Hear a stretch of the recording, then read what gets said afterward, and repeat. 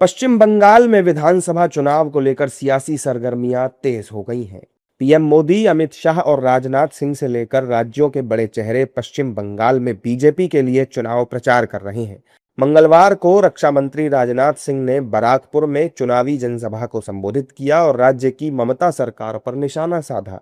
उन्होंने कहा कि इस बार बंगाल में बीजेपी की सरकार का आना तय है। तृणमूल कांग्रेस के अन्याय का अंत होने वाला है और भारतीय जनता पार्टी की यहां सरकार आने वाली है।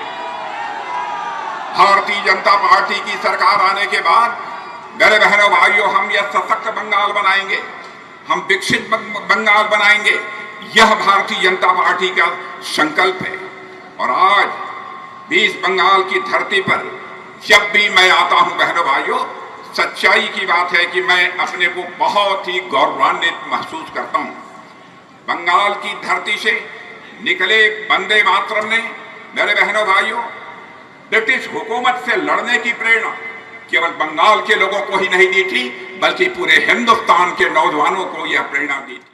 बराकपुर में राजनाथ सिंह बोल रहे थे तो वहीं कोलकाता में प्रचार के लिए पहुंचे केंद्रीय मंत्री रामदास अठावले ने पत्रकारों से बातचीत की और ममता बनर्जी की ओर से ईवीएम को लेकर उठाए जा रहे सवालों पर जवाब दिया। 2021 में ममता दीदी जी को बहुत अच्छा प्रदर्शन उनका हुआ था, उनको बहुत ज्यादा सीटें मिली थी और हम लोगों ने नरेंद्र मोदी साहब ने उनका अभिनंदन किया था और उनकी सफलता पर सभी लोगों ने आनंद व्यक्त किया था। तो मुझे लगता है कि लोकतंत्र में किसके हाथ में सत्ता देना ये लोग तय करते हैं। लोग ये तय करें कि भाई वेस्ट बंगाल में बीजेपी की एनडीए की सरकार आए तो एनडीए की सरकार आ सकती है। तो ममता दीदी को दोबारा अगर लोग सत्ता में लाना चाहते हैं तो वो आ सकती है। तो मुझे लगता है कि इलेक्शन में कोई गड़बड़ी ना हो, ये हमारी भी भूमिका है। तो इसीलिए ममता दीदी जो आरोप लगा रहे उसमें तथ्य नहीं है। इसके साथ ही बिहार के डिप्टी सीएम सम्राट चौधरी ने भी पश्चिम बंगाल के हावड़ा में चुनावी सभा को संबोधित किया और राज्य के विकास और हिंदुओं के मुद्दों को उठाया।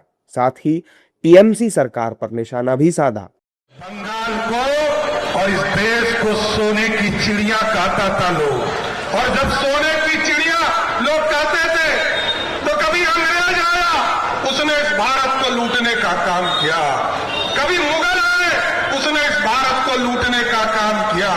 लेकिन अब मोदी जी ने कहा है इस भारत को, इस बंगाल को सोने की चिड़िया नहीं बनाना है, मेक इन इंडिया के तहत सोने का शेर बनाना है जो दुनिया में सहारा देगा। राजनीतिक दलों ने अपनी अपनी तैयारियां तेज कर दी हैं और बीजेपी ने अपने दिग्गज स्टार प्रचारकों को पश्चिम बंगाल में उतार दिया है, जो राज्य के अलग अलग जिलों में बीजेपी के लिए वोट मांग रहे हैं।